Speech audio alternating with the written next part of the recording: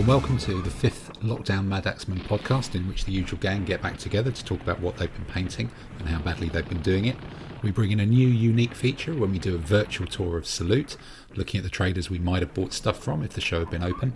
And then Andy's quiz comes back, along with Andy's quiz music, so something to look forward to towards the end of the show. Hope you enjoy the podcast and stay safe out there.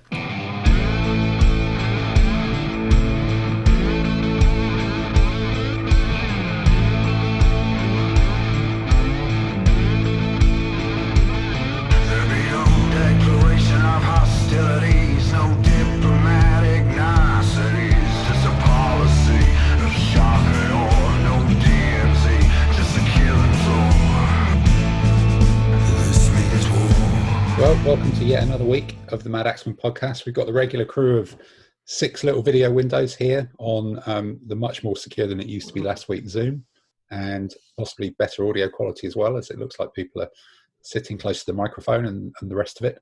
And it's been a busy week. I don't know if you guys have been out and about a lot or played many games. No.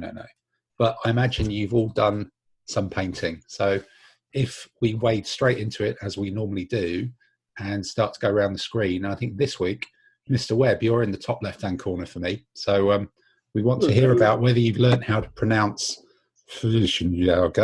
and possibly whether you've also learned to pronounce. Well, we've gone the German Paratroopers. They were long finished. So I went on to the Nobelwerfers and finished them off. They looked like little frogs. Little toads, I think someone described them. But they're suitable for flames of war, for laying down copious amounts of smoke so everything can charge in an assault, which is always good fun. A bit of suppression. Finally finished off the Normans, the storming Normans, the Goldie Normans. They turned out quite nicely in the end after, doing the usual dip, the dark dip and such like, and then followed it up with which one do you use actually, or do you use it as like an all over wash? I use the all over because that's my painting style, right. Painting capability. Let's facts. I know because there's are really good. I'm just looking at mine here because there's mid-tone, strong tone, dark tone, brown tone, light tone. They can sell you any old number of these bloody army painted. I think it's the original one. For me, works best. I've just been consistent, which is, I think, the strong tone. The strong tone, that's the mid-range one, yeah. Because the dark one is almost black, isn't it? The strong tone is still definitely brown. That one just is a bit much. I tried the lighter one a couple of times, but it just looked a bit wishy-washy. It wasn't. So I've gone back to the strong tone because it's just consistent across the stuff. So I've ended up doing, taking Andy's idea of doing the Normans with strips. Instead of doubling it up, as you do for ADLG, I'll do a strip. I've done a strip of sort of spearmen and a strip of swordsman. Then you can interchange them. So I've got 2 for the price of 1. So I've got lots and lots of either two-handed or spearmen. And that's on proper old school DBM bases then? Yes. Excellent. Proper old school. So, that's all painted up nicely, along with a whole bunch of skirmishes I also got in the War and Empire. So I've fully set up for the proper troops I'd actually need for the next time I do Normans in Sicily, which I was going to do for the one day. So not so much now. Oh dear. Okay. And after you've done that army painter, do you dry brush them at all, or do you just go for just the army painter to pick up any highlights? I do the army painter and then I do a matte varnish because the army painter leaves it sort of slightly glossy. So doing the matte varnish, it cuts it down. Plus, actually, it helps the detail to pop, I find. Because the army painter leaves it looking a little bit dark, but after you've left it cured, dried for 24 hours, then once you spray with the army painter, it helps actually the detail then come out again. I find that works quite nicely. I've tried dry brushing before, after it and everything else, but I find it just works quite nicely for me, certainly for the 3 foot away wargamer standard. I know some people are a lot better, but my eyesight and capability and, quite frankly, time isn't. So for me, it's quite nicely. I'm just looking whether Tamsin's looking puzzled there, whether there's some inking and dry brushing. No, not puzzled. Just deep in thought. All right. Dry brush first. Dry brush first. I've Yes. tried dry brushing first, Yeah. but then the army painters sort of then covers up that detail. If I put the dry brush on and everything else, and then do army painter, it just takes away that edge that the dry brushing would actually bring. So it's like, well, why bother? Which of the army painters is it? The dip one, like the polyurethane in the The one tin? in tin. Okay. Oh, one you could try now, Peter. Army Painter have now come up with the Army Painter dip, but in a bottle instead. Yeah, the little droplet ones. I've tried Yeah, that. so I've had a when- lot more better luck with those ones because you don't need, I think you call them here in England, white spirits, because I call them turpentine, to thin it down to make it go through the cracks. I've used the little dipper ones, and they get into a lot of detail now. So, and doesn't smell the house out. Yeah, I've tried that a few times, but I find it doesn't. I like the army painted dip because it also help protects the miniatures that little bit extra. So with that and the matte varnish, I'm looking at the miniatures for me for painting. I'm painting them to do wargaming. If I'm doing wargaming, I'm normally traveling with them. I'm a klutz at the best of times, so I want them to survive me. I know other people paint it to a much higher standard. Mine are okay, but it's war game ready on the table. You know, there's a nice amount of detail. I do the shields nicely and everything else. Pick out little details and everything else. But I go to a certain standard, and I want to have them ready to play on the table. Yeah, I used to use that dip one, but I think like Simon, I've kind of migrated a bit towards the bottles, the tiny little dropper bottles. I think partly because I just got slightly annoyed that I was paying 20 quid for a tin of the dip, and whatever technique I used, I was only using half of it before it dried up and stopped working. You get and that layer of scum. Oh, I just tried all sorts of stuff. There was store it upside down, that didn't work. There was keep it in a plastic bag, that didn't work. There was even kind of put Vaseline around the rim of the metal tin. And in fact, Dave, you're waving at one of those gunked up, horrendous tins at us. How much of that? How much of that one have you managed to use, Dave? I've hardly touched it. I mean, I did use it a bit, but I've gone back to my old method. So at the moment, I'm spraying things black, undercoating black, dry brushing with a grey so I can pick out the details, so I can see what the figure looks like. Then I'm painting it, blocking it in. Then I'm inking with coats d'arms, black, sometimes thinned down a bit. And then I do another coat of blocking paint over the top if it needs it. So the dry brushing of white or grey over the black is actually so you can see the figure. You're not expecting the dry brushing to come out. Yeah, exactly. That's the secret, because I've faffed around and done that myself, and I've used it with sort of slightly translucent paints, but it's never quite worked. But actually, now you mention it, you're not doing it for paint effects. You're doing it to help define where the figure is. Yes. Especially with I do something similar with the airbrush. So I'm spraying from above with sort of a light grey or white paint over back. Helps bring out the details. And you do get, if you're using quite thin paint, you do get a subtle highlighting shading. Have you tried Tamsin? Have you tried those contrast paints? I haven't. Okay. I've tried those contrast paints. I did your trick, Tim, with the spray them white and use the contrast ones. They worked fantastically with my Arabs because of the colours and everything else. It really popped, and then use the quick shade afterwards, and it just helped take that block colour and layering on it. So for me, it was fantastic. Very quick way to paint, especially getting the vibrant colours coming through. So what sort of quick? Because they've all got bonkers names, like ultramarine toilet paper white or something, or whatever it's called. But which colours did you use? Because they're not cheap. So I've got 4. I think I've got, when they just after they came out, they almost ran out. But I saw 4 different ones. I think I've got a yellow, a red, a green. The green, the blue, and the green, the blue are almost indistinguishable. I think I've got all of them because my wife decided to treat me. She said, "These look nice. Do you like them?" We walked into the Warhammer shop on Tottenham Court Road, And there was a nice guy showing us, explaining, you walk in, they're usually painting a couple of models. He did a couple of examples there. And I've been painting with my family as well. We've all been doing a little bit of painting back when we could actually go outside. And so he was showing the colours, and the colours just popped. He had one that was undercoated white, one that was undercoated black, and it just really helped to show the colours pop. So we bought the whole range. Because my God, did you have like a wheelbarrow or something? Well, and a mortgage? The contrast ones, there's only about a dozen contrast ones. Okay. It's not the full Citadel paints, it's the contrast ones, because I've also got a box of the Valerio paints. Valio, whatever you call them. Yeah, I think you call them Nebelwerfers, don't you? If you use Valerio to do your Nebelwerfers for your Fallschirmjägers, you've probably got the full set of incomprehensible malarkey. Yes, plus various other ones, such as model colour things as well.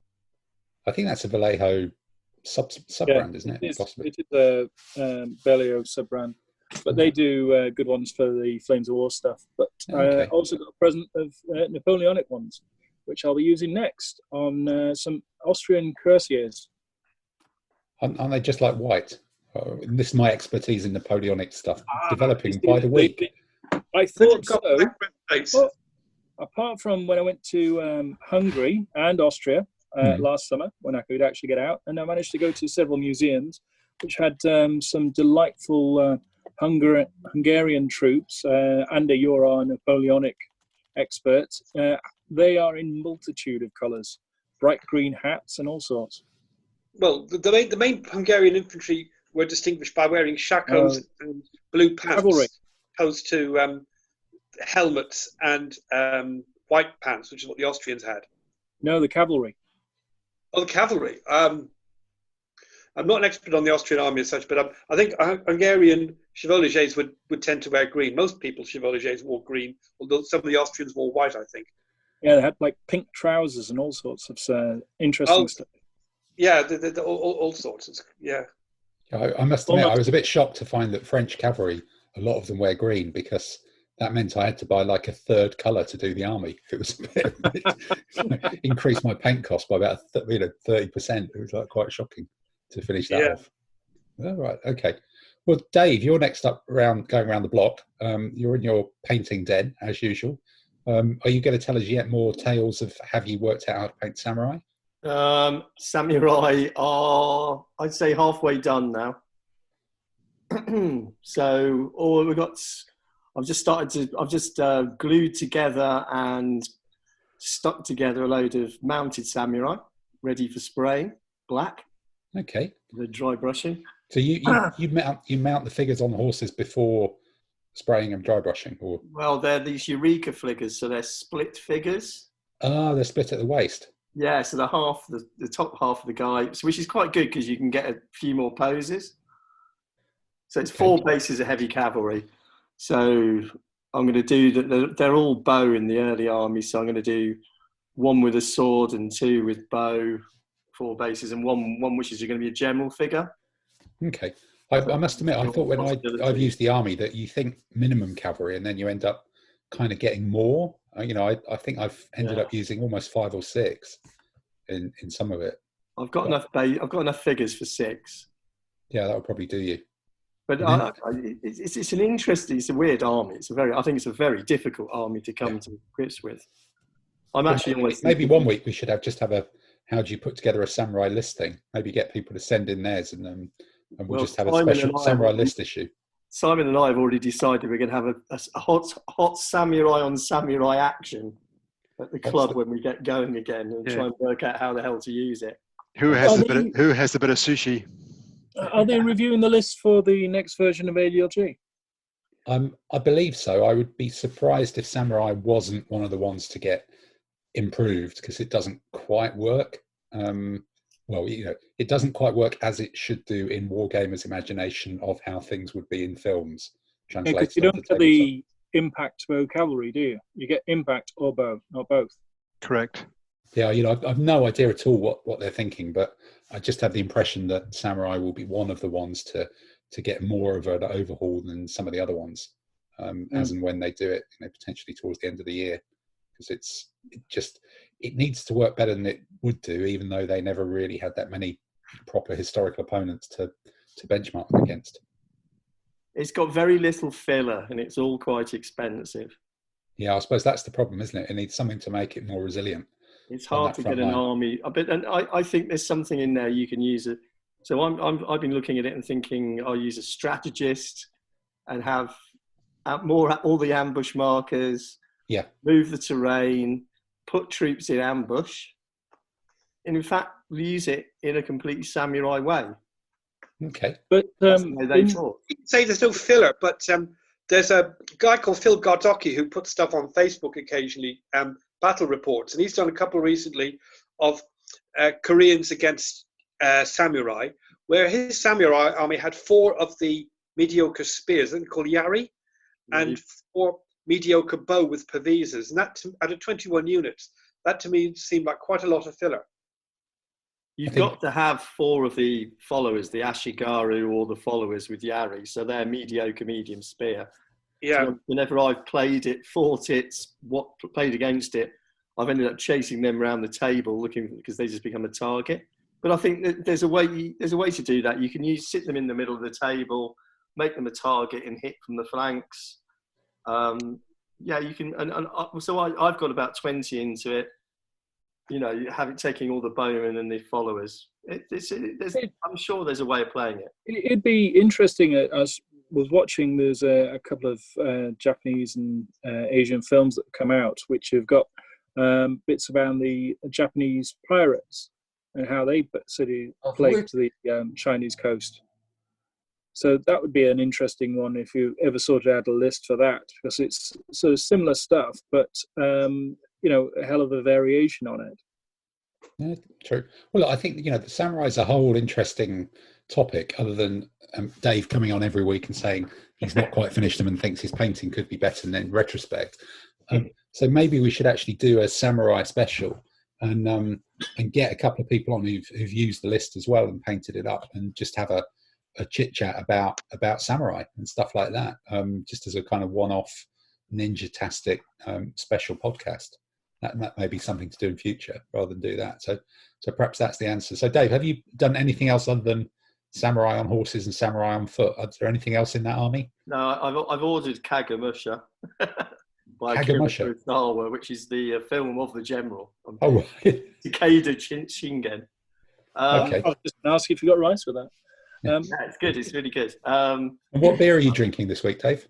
It's the same beer as normal. Wie Heffensteffener Verpfeffener. So has your beer 52 stuff run out, or? I took your example and did the stampeding herd. Okay. With Simon's Oni, are they Oni? The Oni, yeah. Yeah, oh, so they're like basically your Japanese demons, and they've got a magician shooting flames out of his hands. They're kind of Japanese trolls, aren't they? Yeah. Which kind of takes. I'm just trying to think who else was here when actually possibly I'm outdating all of you here. When way back in the mist of time, we had a South African guy called Sean who came to. He's very dry, very funny, and he came to the club for a few years, and we went to a competition down in Bath when we were much younger, and there's a legendary Thai restaurant in Bath where we always get very drunk, and then some of us tried going to a nightclub, and one of the nightclubs in Bath is in the arches underneath one of the bridges on the river. So we ended up there, and the next morning, those of who were sensible enough not to have gone were at breakfast, and the rest of us kind of trooped down. And one of the guys who'd not been to the nightclub said, "Okay, folks, where did you go?" And Sean said, "We went to the nightclub under the bridge, which is where the trolls live." Just quite harsh, but then again, younger days. So on that one, so let's just go around the thing then. Andy, you are literally painting as we speak with a military themed T-shirt as well. Yeah, well, I don't have a Viking T-shirt, so it's a kind of ancient Greek one. But I'm still painting the Vikings. I'm doing a bunch of Huskars at the moment, and I'm finding them very nice figures to paint. This means war.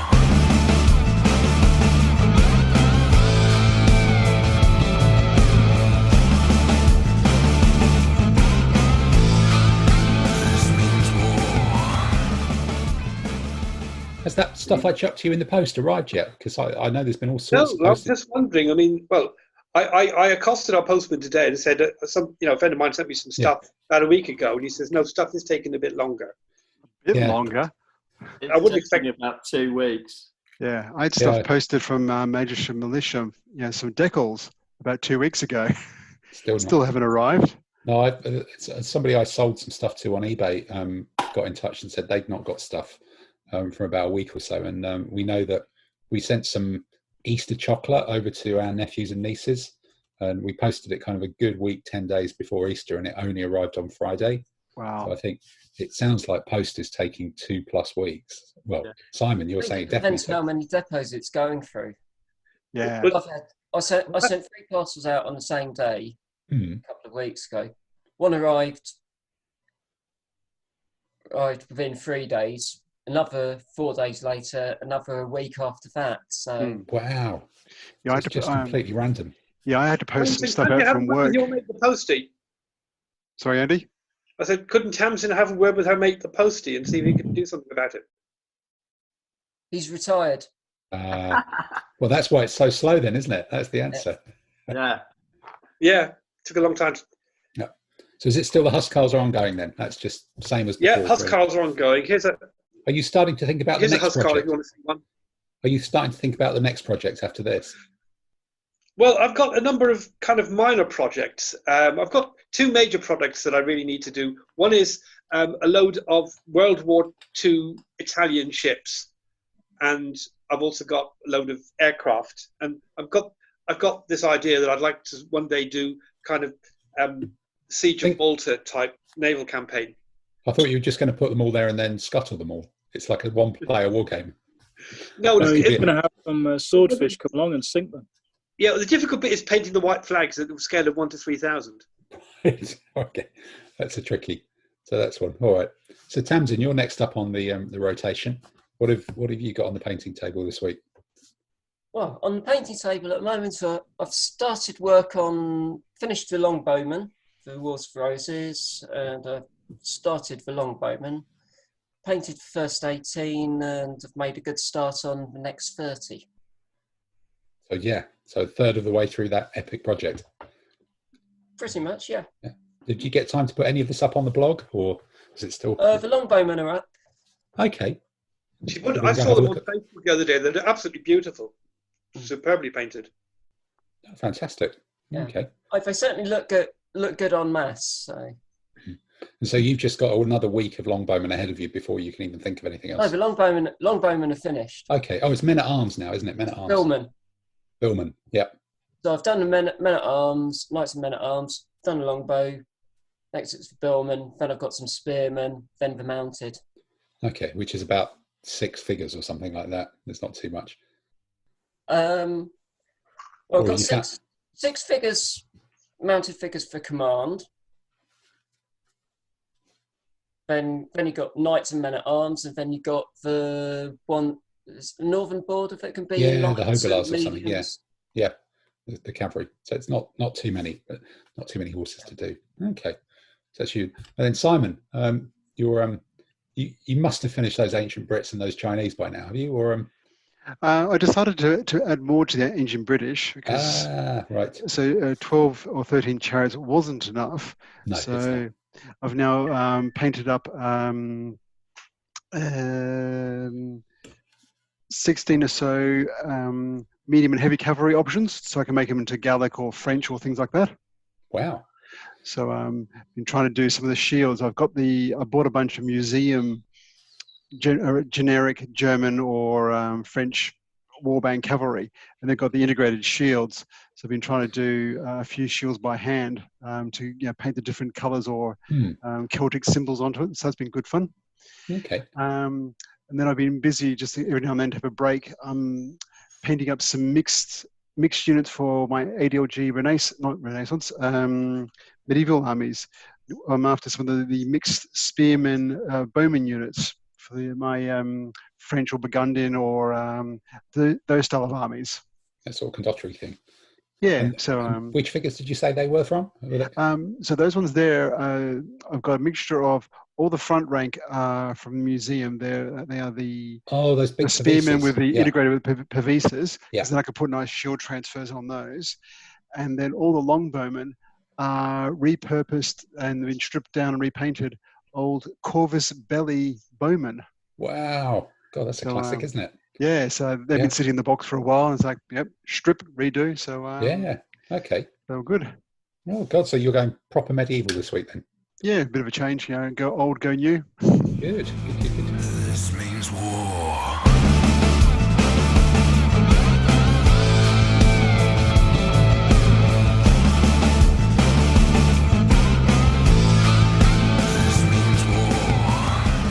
Well, I suppose for me then, what's it been? This is going to be me opening a road tripping from Bullhouse Brew Company, which is a 4% ABV Citra Ale. It's a little bit fizzy, not great over the keyboard, but we'll see what we're doing with that. It's quite. Yeah, that's really pale, isn't it?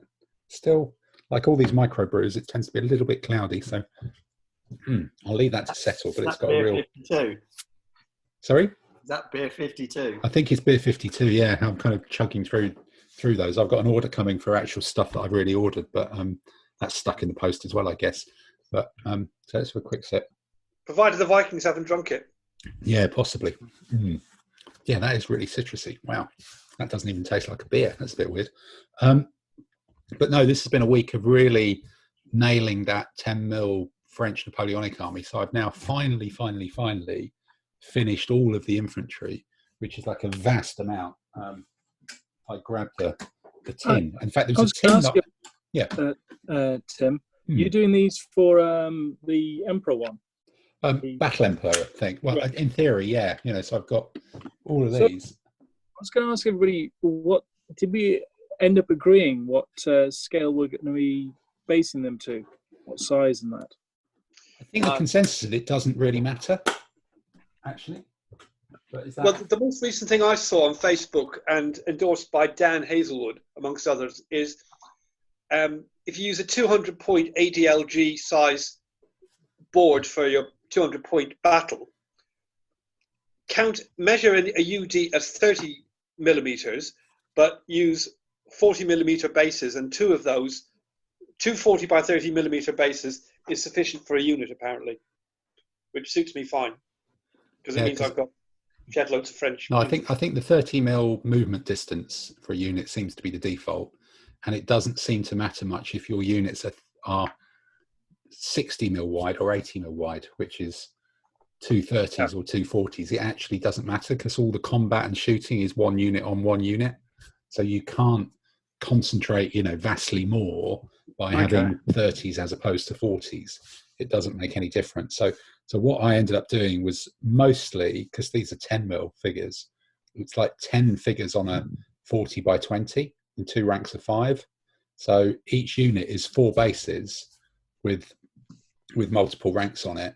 But I've done most of them as 40 by 20s for each individual base. But some of them I did as 30 by 20s with 8 figures, not 10, on them, which are a little bit more closely packed. So I've got a mix really of units, some of which will be 80mm wide and some of which will be 60mm wide. So across the frontage, it will just some small units. So that would be a good way of showing them, I think. Yeah, I'm not sure the French has small units though, but by 1814 they did. Oh, okay. Yeah. I mean, I was trying to work it all out because the Austrians actually have large units. They rock up with a great big block of men. Well, I would, if you've got 6 base units, I'd be tempted to go for 30 by, well, okay, I'm doing 10mm, so it makes no odds, but I'd almost be tempted to go for 30s because once you've got 3 of them, that's starting to be quite a difference. Yeah, starts to stick out. So what was your experience? This is the first Napoleonics you've painted, isn't it? It's the first I've ever painted, and it's taken forever, and I went through different sort of techniques and working out and I was doing the straps individually, and there's so many painting guides online, it's just incomprehensible about how to do it. What I ended up doing was, and I think there's a science to it, I've gone for, I think it's company colours on their plumes and pom-poms and stuff, because it depends which scale the game's being played at. So I think if Andy, you can probably interrupt at any point really, but if you were doing a proper regiment, you'd have 3 or 4 or 5 different companies, all of which would have different colours on their hats. And if you did a regiment in a block of figures 10 wide, you could end up with you could end up with 5 different, the bloody rainbow on top of their hats, because you'd have all 5 colours. So I've taken the unit scale sort of down one layer. So one unit has got blue pom-poms, one's got orange, one's got purple or lilac, and one's got, what's the other one, green. So I'm using the company things to separate the units out. And then they're all painted pretty much the same, really. They're blue, sprayed blue ink wash to give it a bit more depth, strip of white down the front, and white trousers. Then I've done it in a watered down Army Painter dark tone. So it's a watered down black, really. So it sort of picks out the straps on the figures. And then some of the straps I've actually gone over with white again to make the straps stand out a smidge more, but that might just be in my mind. I'm not sure that's actually true when you look at them on table. But once I got into the industrial process of doing it in 10 mil, you're doing kind of blobs for the hands and blobs for the cuffs and blobs for, you can bang through them. And almost the fact the figures are smaller means it's easier to get away with painting them a bit badly. Is it getting a bit chaotic at the end then? Oh, it's just like, it's doing my head in, because I painted 4 units up. And so I think this weekend, I was like, right, I'm going to nail this thing. And I did a quick tot up, and I suddenly realised I still had 280 infantry to go. It was just like, oh no, how is this happening? So you're going to do it in 28 mil next then? No, not at all. No, I think 28 mil would be terrible, because you'd have to paint the damn things properly. At least this in 10 mil. Have you got the grenadiers with the bigger plumes? I think I've got the voltigeurs, which is, I think they're the French people who used to run the Nebelwerfers. They're the sort of skirmish ones. So some of them have got these really tall plumes, and they go on the left-hand end of the unit, and then sometimes they run out the front and skirmish and stuff. Yeah. Don't smirk, Andy. Correct. Oh my God, it's correct. Look, I've absorbed it. It's all true. That's where they weren't. That's when they weren't detached to form light converged battalions. And I did actually have a detached battalion, because I had a load of shooting pose figures that was not enough to make a proper unit. And if you do 3 ranks of shooting people, the back 2 ranks are shooting, the front 2 in the head, which is never really good. So I've got a few units, which are 4 bases, which are sort of 6 or 8 figures sort of staggered around, all shooting to do that, just to use up all the figures that I've got. So I've only got now 3 infantrymen who didn't make it onto a base, which is just remarkable. Out of probably about 400 of the bastards. And I've got to do the cavalry figures. And I've now got to do the cavalry as well, which I'm just sort of wading through, which is a bit odd. What else do I do? The cavalry, have they got shakos? In 10 mil, they've just got little black hats. Really, you're not going to be able to see. It's whether I paint them silver, gold, or black. Really. Do they look like the same sort of hats as the infantry? Quite a lot of them have got helmets with plumes, but some of them have got these kind of big square hats that look like dustbins. Yeah, hula-hands. Hula-hands. Is that some Star Trek? And then what else did I do? I did a 1/300th scale MiG-21 in Iraqi colours, which I will never use, obviously. And then I started to undercoat the sort of 42 mil Gnome Napoleon as well. Was there, and I've just about finished a 28 mil Wars of the Roses type medieval gun with this sort of shield guy who is shielding the powder box from the flash of the gun. So that little guy there, you can see, that sort of works, which I've had lying around for a while. Done a couple more Scythians that I've had lying around at 28 mil with sort of little spotty things to finish off the Assyrians, who I haven't painted. Do you find instantly digging through the project box to see what sort of It's things. all sorts of stuff. It's all sorts of stuff. But I've got a lot of stuff nailed this week, so I'm within touching distance of finishing off the Napoleonics with the cavalry, and then it'll be like new project time, which will be a big challenge. But what, to paint a whole army? Well, it's either do I start off with more bits that I've got more stuff in the box, or do I launch into a new army next time? Do you start with the Russians? No, I think I'm stopping at Napoleonics with the French until I've actually even played the game. This means war.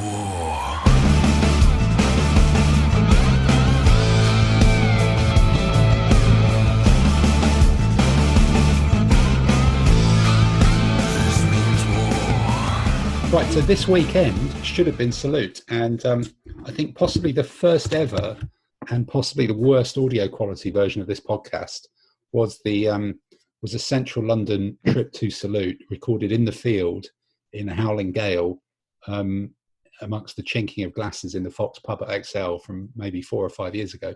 I remember that one. I just about remember that long. I think I would had a little bit more than a 4% ABV beer when we were trying to do it. Record it on an iPad or something. But with Salute not having happened, but everybody wanting to give some trader love, we all looked through the exhibitor list for Salute, which is available online, has links to pretty much all of the traders there, and we've all had a run round to talk about. The first episode was called "What's in the Bag? What have you just bought at Salute?" So this one, I think the name of this feature is probably "What's not in the bag," because it's what have you not managed to buy at Salute. So if we start in a kind of slightly I don't know who wants to put their hand up and be first up for this one. Anybody keen to start telling us what you might have bought at Salute had it existed? Go on, Tamsin. You know you want to. Go on, Tamsin. Yeah, you're the shopper. We'll start with you. Well, everyone else has taken a step back. Okay. The only things I was definitely going to buy at Salute, if it had gone ahead, were final figures I need to complete my 15mm 7 years war Russian army. So Essex would have been getting, I consider, a reasonable sum of cash from me for some more infantry and grenadiers. In my megalomania, as any blog readers will know, my plan has always been to paint every unit which fought for Russians in the 7 Years' War. And the only units I haven't got painted so far are Suvalov Observation Corps. So I'd have been picking up 180 infantry, some more artillery, and some more commanders. But you were going to buy 180 infantry for an observation corps. They wouldn't have missed a bloody thing, would they? They would have known about everything with 180 of them. Surely an observation corps is like 6 blokes and a pair of binoculars. Or a balloon. Or a balloon, yes, indeed. Was there a balloon involved? I don't think there was a balloon. No. So I'm more interested. Why did you want to make every unit? Peter, megalomania. Stupid question. What a stupid question. Come on. You've been buying units that you she's a can't even, wargamer. You've been buying units that you can't even pronounce. I don't think you're in a strong position to criticise that. I'm not criticising. I'm just asking why. If there was a particular reason, Well, you know. Okay. Why not? I agree with Tamsin. I think it's a very fair idea. I think it's a super idea. Other than that, other than those figures, it would have been spot purchase, so probably more terrain, things like that. Any particular companies that you would have been inclined to drift towards and throw money at, or was it just been a drift around and see what grabs you fancy? Mostly mooching around. Sarissa Precision would probably have got some purchases. Probably war bases as well, various bits there. Yeah, there's always a bit of money to drop. Having painted up about a company's worth of World War II British paras for Arnhem, you'd have bought that bloody bridge, wouldn't you? You'd have bought the bridge. Built some buildings suitable for Arnhem Oosterbeek. Yeah, that means you would have bought that bridge, doesn't it, from someone? Which one? Oh no, sorry, I'm getting confused. I'm getting confused with Arnhem and the Pegasus. You're thinking Pegasus. Pegasus. I'm getting confused with Pegasus. There's people who do both. The whole point of Arnhem was capturing the bridge. Yeah, but not Pegasus Bridge though. That was done slightly earlier in the war, I think. But you can buy the Arnhem Bridge as well. Yeah, but not in 28 mil. You wouldn't be able to do social distancing because it would be in your next door neighbour's garden by the time you finish building it out, wouldn't it? It's about 3/4 of a mile long, It is. I've been over it. I think But about a year or so ago. I've seen them do it at salutes. including They the ramps. wargamed it. Yeah, that's true. It's been- And the Val Bridge is only slightly short of the bridges over Val at Nijmegen. okay. Right. There was a good program on TV this morning called Close Escapes from World War II, which was Urquhart's, the paratrooper general's escape from Arnhem Bridge. And they had loads of film of the actual bridge on there. And the fighting. Which channel was that, Dave? What, his escape It was on one of the city ones. His escape back across the Rhine, or his escape? It was the whole thing about how silly he was. It was a bit derogatory towards him because he's supposed to be a superstar and all that. But now he was saying how he shouldn't have shot up the road into town and got lost and got stuck in the roof, etc., etc., etc. Yeah, I 14 Svarteveg. Right. Yeah. Okay. It's a good series of close escapes, mostly the British Army. It's got Kohima, Tobruk, Arnhem. It's a catalogue of all our disasters. Oh, Crete was the other one. As well. So Dave, if we come to you then, is this a DVD that you would have bought at Salute then, or what was on your list? So what I would have done I'd always drop some money with Damien because I feel from Donington. I have to support his petrol money. Yep, it's a long way from Wales. It is a long way from Wales. That means I don't have to help him load and unload the van. Well, is there anything in particular you might have bought, or just anything? Well, there's a company called I think there's CGT Studios or something. They do more samurai nonsense. Right. They do like these little samurai fantasy figures, and they've got a monk on the top of a tortoise. Yeah, I'm sold. I'll send you pictures. He looks quite cute, and I thought he'd look good as a general. And CGT Studios, that's a little bit Terry Pratchett samurai. It is a bit weird. But then the other one was there's a bunch because at the moment I think I'm a bit completist. I've got everything. I don't know what to get. So there's also these guys called Art of War Studios who were there last year. Oh, for T-shirts and things. No. These guys do markers. And they're really good. And I think we need to persuade them to do some markers for Art de la Guerre. Right, and then what do they do? They do little plastic markers. Yeah. They're the ones that I've got some stuff from them recently. Oh, those translucent ones with words and stuff written on them. You can rub a crayon over them to bring out the colour and that. So I got some of their markers, which is what I'm using now for ADLG. But I'm sure we can persuade them to do some actual ADLG markers. Yeah, something bespoke. All right. Yeah, they'd be quite good. I've seen Raf has done some kind of 2D ones with pictures on them. Yeah, but he's not at Salute though, is he? So whilst he's a lovely man. Yeah, fair comment. That's it. Right. So, you'd love to be at Salute, but I don't think you can sneak in. No, he can't actually exhibit for free like he normally does everywhere else. Indeed. Try and sneak him in, but So there must be more than on your list, Dave, or is there anything you were expecting to browse and well, bump into? There's Eureka. Eureka are there. Yeah. Eureka are always interested to see what they're doing, new figures wise. I mean, but when they come over from Australia, don't they? And they come over and bring their Napoleonic figures. So I've actually got some Dutch. Yeah, there we go.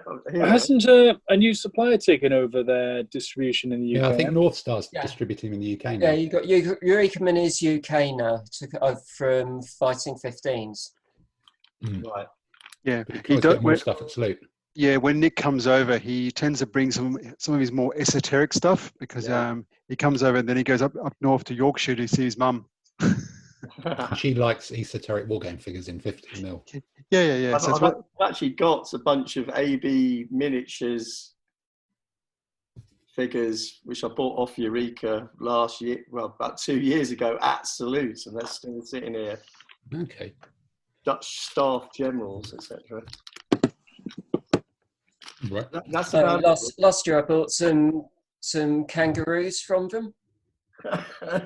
If you're going to buy them from someone, Eureka's the one. Jump off points for chain of command. Australians. Your Australian jump off points. Nice. That is good. Was that a pre-planned purchase or was that one of those? That was a pre-order. Wow. That is very sophisticated. Okay. So is that the full set of your shopping then, Dave? This is you whiz it in and out in 10 minutes. Normally, it's. I mean, I'd buy some brushes off Essex. Probably buy a few figures off Essex because they're there and you can't stop yourself. Yep. And by the time you've actually wandered around, what I like about Salute is going looking at the painting in the middle of the table, in the middle of the hall, and the sort of painting competition's really good. Oh, well, maybe we need to do a virtual painting competition. Find something good that we've done recently and just pop that online somewhere. Okay. Right. So, Andy, what was on your shopping list from Salute? More Vikings? Well, I'm actually really impressed. I got recently a set of 3 Army Painter paintbrushes, kind of sort of triangular, and the regiment size one is really good and flexible and versatile. What, this one? This one is the ones that. Oh, it's this one here, if you can see it. Okay. So I'd probably get another one of them because obviously they're all going to wear out eventually. But it's very easy and smooth to use. The other thing is, I kind of woke up once and I thought, crikey, what if I run out of things to paint? Is it ever going to happen? And I thought, with the lockdown and the fact I'm actually getting through some painting now, in theory, I could run out of armies to paint. And I thought, where would I go next? And somebody, I think it was Clive, suggested, well, you haven't got any Chinese armies. So not knowing much about Chinese, I'd be toying with the idea of saying, well, what would be a good Chinese army to paint, and maybe getting some figures for it. But before I do that, I'd obviously need to pick you guys' brains to see, what would good Chinese army go for. The shiny one. Simon and I have both done Ming. And my Chinese has now been extended to go from Ming all the way back to the Qin Chinese.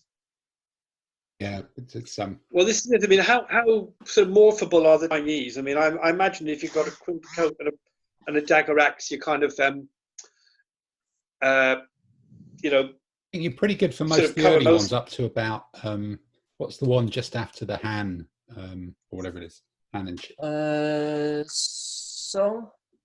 But then you're just you're adapting to use sort of Mongol warriors and that at that point. Yeah, I think that the ones up to the Han is sort of one set-ish, and then that middle era, sort of the 500s, is sort of another set, and then you get into the later ones, that the Ming and the Sung, that are kind of different. So there's sort of 3 sets, but I think they're a bit more similar with the cavalry, maybe. Yeah, so it seems to be like around the Qin Chinese, where you got obviously the big foot and big chariot armies, because that's what they're famous for. Then they morph into the more Mongol style, and then from about Tang Chinese, so from list 169 onwards, is when you start getting the combination of heavy swordsmen, mixed swordsmen, javelmen, impetuous stuff, lots of cavalry options, things like that. You can get a few elephants as well, so you can start getting lots of different options there. Okay, all right, that's neat. But looking at the Essex catalogue, they seem to have different ranges of figures for pretty well all of the early Chinese armies, which would kind of confuse me, thinking, well, hang on, if I went, how morphable are they? Because, why would you buy for example, a spring and autumn army, if that's what it is, compared to a Han? What was the difference between the figures? I think it's almost a matter of personal preference about how obsessive you are and how much you want to give to Essex. Yeah, well, Dave took me along at Reading one time to help me pick out a Chinese army, and it was a lot of Qin, wasn't it, Dave? Yeah, I mean, what I've done is basically, with the Chinese, you need a lot of different options. You need like halberdiers, you need halberdiers and half, you need spear half and half, you need levy, you need medium foot, you need heavy foot. So I use the Essex Chinese Qin figures, which are really, really nice. Yeah, they're lovely. Really, really nice. They're easy to paint. So what I do with them is spray them black, dry brush them gunmetal, and then pick out the detail, and they're great. So I've got 400 infantry.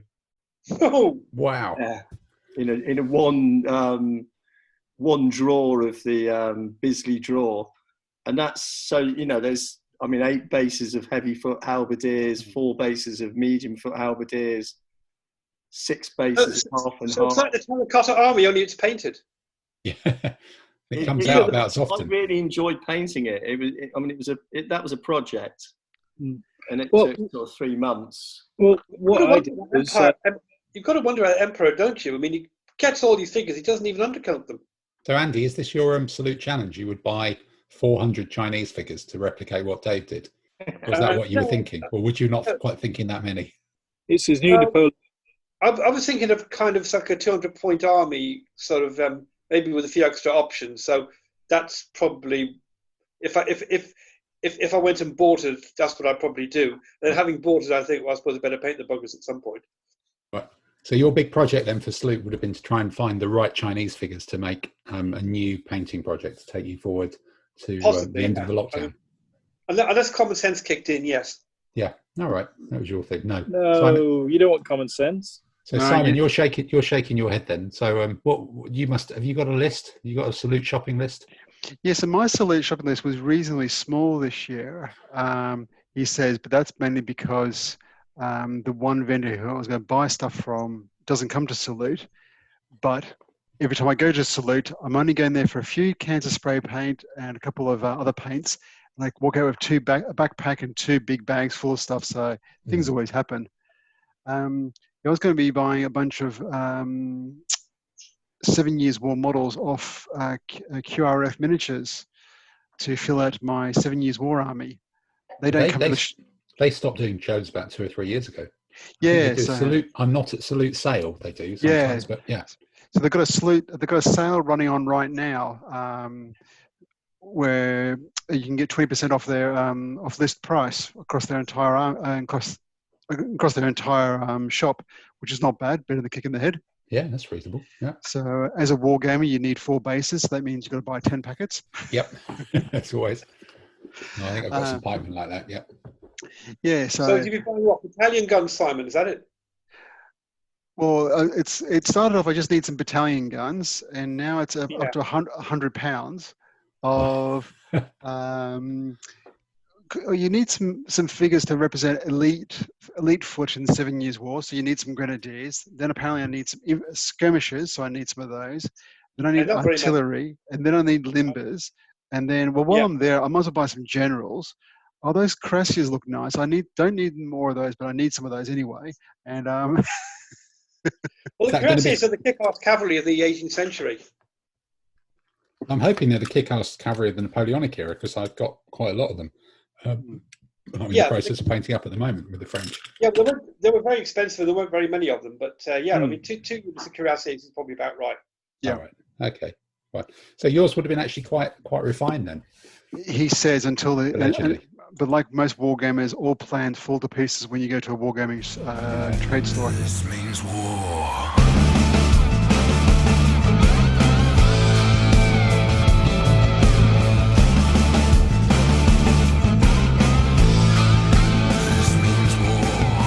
Because I had a list actually once, given actually the exercise of looking at what was coming, I ended up with a proper list, which is just a little bit disturbing. So we're kind of list-tastic on it. Let me just ping it up on the screen somewhere. So I was thinking, just going down in alphabetical order on that thing online. So I always have, Andy, you were talking about brushes. I always have sort of a brush dilemma. I kind of buy mid-price brushes and then I end up wearing them out really, it feels like really quickly. And they're always kind of ones and zeros and things like that. But and I just wonder whether there is actually a point at which I've got the self-discipline not just to batter a brush to death. I did see something on Twitter this week about brush soap to keep the point on them. But then that looked suddenly like an extra thing that I could buy and not know how to use and clutter up my desk with. So I think starting from the list, there was a company called ABC Brushes, and I might buy some more, but I do. Dave, are you waving brush soap at me? You are. I bought it at Salutes last year. Oh, right. It looks like it's German. Broken Toad. Brush soap. Oh, broken toad. Have you used it, or is it just sat there? It is actually quite good. So how do you use it then? I use Masters. So this is actually a thing. I've been missing out. Actually, this is really good because this is by Broken Toad. Ah, I promise you. It's a Nebelwerfer thing. Yeah. So It'll be basically, the you same get sort your of thing as brush, Masters, but yeah. you wet your brush, Yeah. stick it in the soap, and flavor your beer with it, yeah. So is it kind of liquidy thing, or is it slightly runny? It's like a solid soap. A it's bit like shaving like think of that. it's like shoe polish. Shoe polish, okay. But so you wet the brush, stick it in there, and wave it around, and then you wipe it on your piece of kitchen towel. Yeah. And the point comes back. Okay. And you leave it, but it's good. It's brilliant. But then, do you have to wash the brush before you use it again? Then it goes not stiff, but it goes fairly stiff. But if you just break it, touch it. Isn't there like a thing with surface tension and soap and paint and stuff, or is it some kind of magic that doesn't do that? It's good. It sort of kind of reconditions the brush and the bristles, but I don't think it saves your bristles.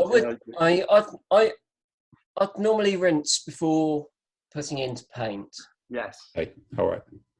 Because you want your bristles damp anyway. So. Yeah. It's good, but it's not brilliant. It's not a lifesaver. But then I found a guy on eBay who does 10 brushes, or whatever, £3.95.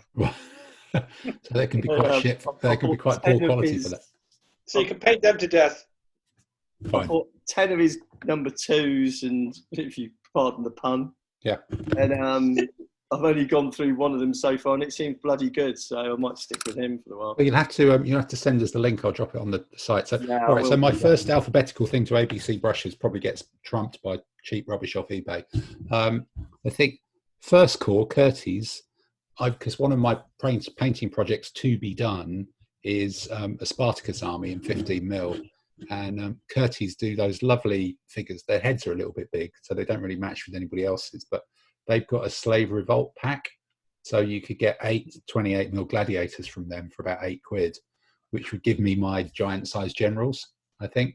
So when I first played ADLG, we went to a place, a competition in Oxford, if you remember. I think you probably came to that with Tim and Dave. And I think it was run by Alistair. And I played that day one of the games against the Spartacus army. And their army camp had a 15mm bloke on a crucifix. Well, there's all sorts of things you do with Spartacus, because it is like larger than life movie heroes. So I think first core would probably get £8 of my money for a pack of their gladiators in all the full gear. Dave, I've got exactly the same as you. Something from Zeist and bought from Damien at Donington just to be nice to him, because that's always a good thing. Then it's a toss-up between Colonel Bills and war bases to get some more MDF bases when I work out which ones I haven't got. Although I am giving some kind of base purchasing love to war bases and Pendragon at the moment, because they're both making PPE for the National Health Service as well. So punting some money there. And Renaja. Actually, yeah, Renaja are doing as well. So there's quite a few wargaming companies doing something socially useful, which is lovely. I think Fenris Games are doing something. Yes, Fenris, I've seen that as well. That's true. Yeah, Which companies were they again, Tim? Are making hand sanitizer. I think which companies were making the bases? Pendragon do with their mini bits sort of sub brand do a lot. So mini bits, right? I'll order some of their stuff. Yeah, mini bits do enormous bucket. They do like 200 bases for £20 or something. But if you want a lot of bases, that's probably the cheapest. That do it in really, really big packs.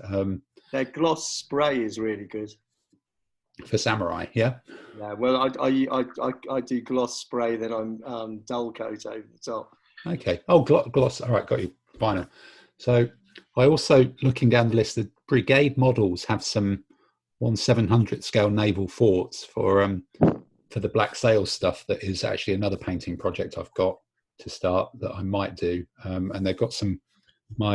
My better half is from Guernsey, so they have these sort of Martello towers all around Guernsey. That I think it'd be quite good to get a Martello tower and do that up for Black Sails to put on some islands for a game that I will almost certainly barely ever play. I'd also put down Eureka. trying to find something on Eureka's website that you actually want but don't need, and the rest of it's difficult because they have such a big range. I think I put down possibly they do some really interesting looking Abyssinian cavalry, because of all, I'm getting to the stage at which I feel like I've bought everything for ancients, all the different armies. So those sort of African empires, of West Africa, I guess sort of Abyssinian cavalry could possibly do for those and start off. And that looks like a really interesting painting exercise at some point. I don't know, footsword, they always keep bringing out Dark Age 28mm, which I've got far too many of, but their stuff's just so nice. It's like really simple. It's not super complicated, but for Dark Ages, it paints up really well. And, just buying a couple more blisters of new stuff of that would be lovely. I might get some Irish for my unpainted Saga army. Yeah, no, Footsore is fantastic. They do. I'll bear that in mind. Thanks. Yeah. Yeah, they're really nice, really nice. Yeah, they've just released some new stuff as well. They're always releasing new stuff. They've got a real production line of it going. I think Gripping Beast have now got a 28mm plastic set with armored horses. I think it's the same horses for cataphracts or for Goth cavalry. So despite the fact I bought far too many Arabs to make up as one of my other 28mm painting projects, Arabs and Mongols, I don't think I've got, for stuff like proper elite Arab cavalry, you do want barded horses. So I'd probably pick up a box of one of those to convert and use as barded horses for good Arabs. I could probably resist getting some 10mm Napoleonics on strips from Old Glory because I think I've bought enough. But they do base up and paint up super quick, and getting 100 figures all in strips of 5 could do some super quick. The next project, Tim, might be some allies for the French. Yeah, I know. That's the words I don't want to hear, Andy. But I have actually seen it in the book, and I did think about it. So do Confederation in the Rhine and all the different German troops. Exactly, and I'm starting to even feel I understand what you're talking about there, Peter, as well, which is a bit worrying. Württembergers, they're quite good. Yeah. Yes, Württembergers. Pendragon, I would probably crack and buy another unit of Old Guard because I've only got one unit of Old Guard in the Greatcoats, and I think having 2 would be quite cool. Now, you Guard, sorry, you either go for the whole Guard or you don't have any. You didn't have little bits of Guard floating around in the rest of armies, apart from at Waterloo when they got stuck in on one flank. Yeah, but Waterloo's the only battle I'm ever going to fight, though, isn't it? I'm going to just go big or go home, I think. Well, you say that, but I mean, you've got basically the 1809 uniform, so anything from 1809 to 1812 is I mean, I think uniform regulations in the French army, I think, were aspirational rather than seriously enforced. But in 10mm, it's almost invisible anyway. You can't quite see. Then Timecast with their beautiful buildings, which is going back to Napoleonic, but I think it would have been a real debate about whether to go with 10mm buildings or to drop a scale and get 6mm Napoleonic buildings to go with the 10mm stuff. 6mm. I found a building scale below what you are seems to fit better. Any other thoughts around the table? Timecast do a really beautiful Russian or Eastern European church, and I know Gordon painted that up for Fog AM. Okay. For his Russian army, and it's absolutely fantastic. The iconic building wanted to get that model. The iconic building you want for Napoleonics is the stone granary at Essling in 1809.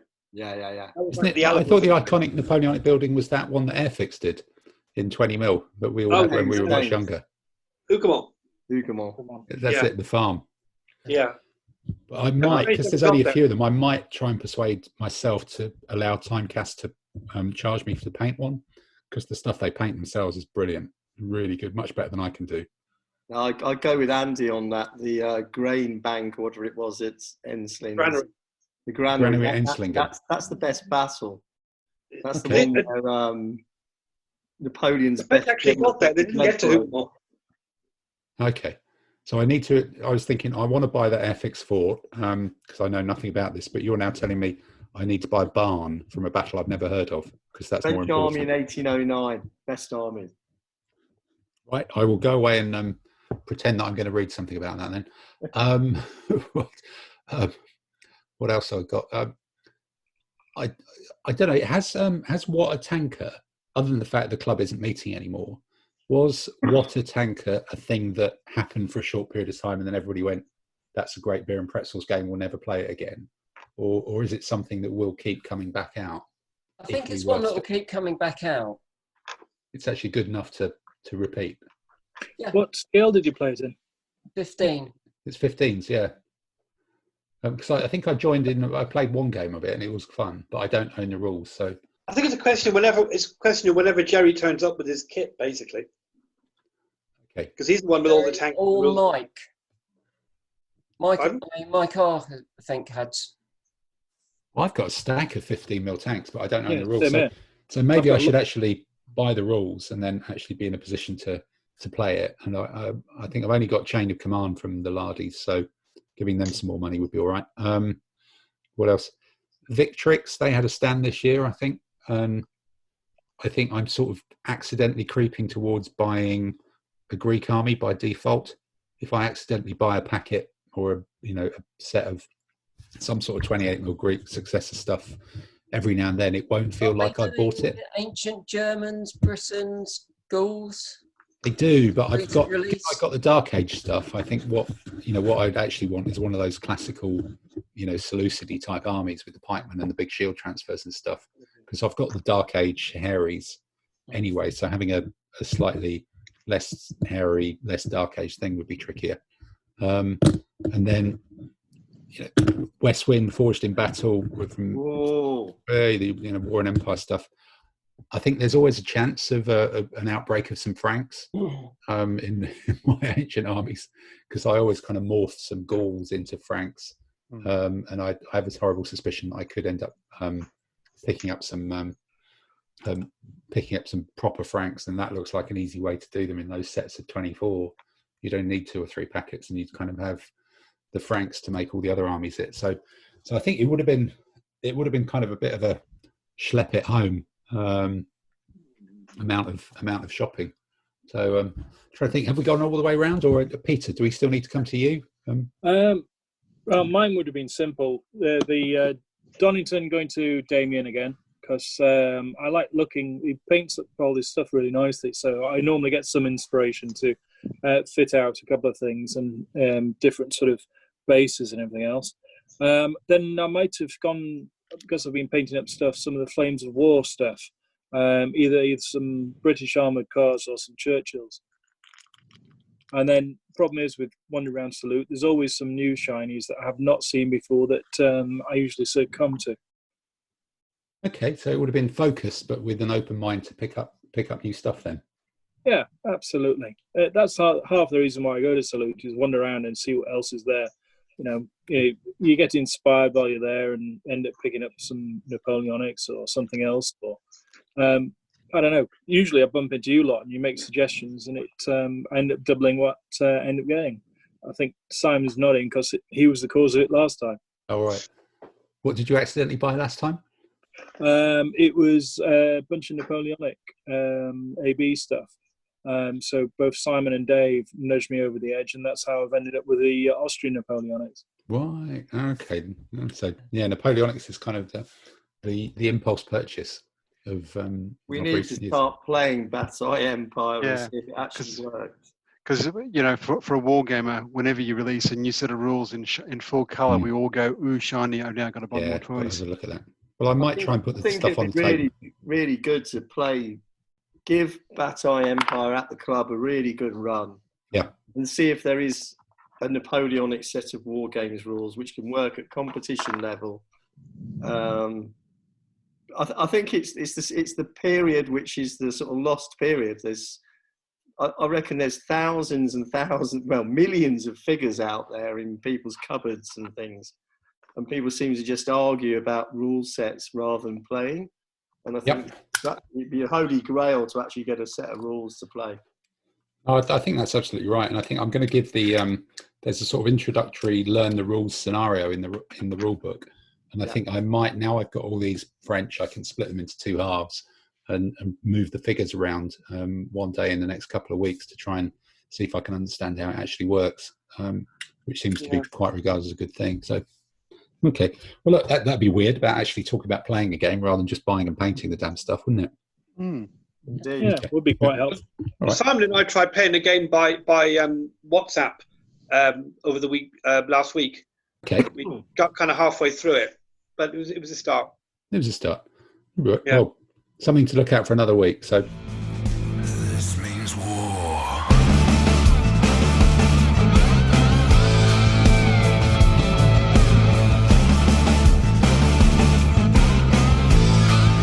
This means war. right. So I think now we're coming towards the tail end of it, and we've got 2 more features in this week's episode as time stretches on, for probably our longest episode ever so far. I think first of all, we're looking at possibly bringing in a feature for next week, but which we pick at random an army out of the book of Art de la Guerre. We all go away and cobble together a list, and then come back and chat about how we would assemble that particular army. And I think, well, there's probably a random number generating website that I've yet to find, but I think Simon, I think you were saying you've heard of one. Random.org. But so we'll use that going forwards. But just thinking, actually, we talked about Andy buying nearly 1.8 million figures randomly of Chinese at Saloon to try and get one up on Dave. So possibly, I think Simon, you mentioned actually one specific. Was it number 169? I think, or something like that. Yeah, 169. The Song and Tang Dynasty gives you lots of combinations and stuff. All right. Well, look, let's use that as the first one. And the challenge for next week is to cobble together a list out of 169, and we'll all come back and we'll go around the screen and we'll talk about how to possibly cobble together a 169 army and what we think the upsides and the strengths are. And we'll have that as a subject of conversation for next week. Something. Can you choose any eligible allies? You can do whatever you want. It's just got to be the 169. How would you put it together? Like 9 allies We to should it. go for 165. We're going for 169, Dave. I'm not having any dissent on this. I've got the big red button. I'm the man with the microphone. That's the way this works. We'll do 165 if it comes up randomly in the future, because we've only got 300 to do. So it'll all be good. So 169 next week. Okay, then. And it's that fantastically favourite time for everybody for possibly the greatest musical interlude and the greatest intellectual interlude as we look forward to Andy's quiz. Comment les entendre? Question. Comment les voir? Question.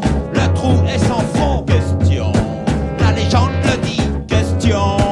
Elle dit aussi? Question. C'est une maladie? Question. Yes, always good to have that music back. So, Mr. Finkel, we've got 3 answers. Another bizarre theme, I imagine. Last time it was apparently maritime naval, not body part naval. No, it was all at sea. That was a question. It was all at sea. That could have been much worse. That's good.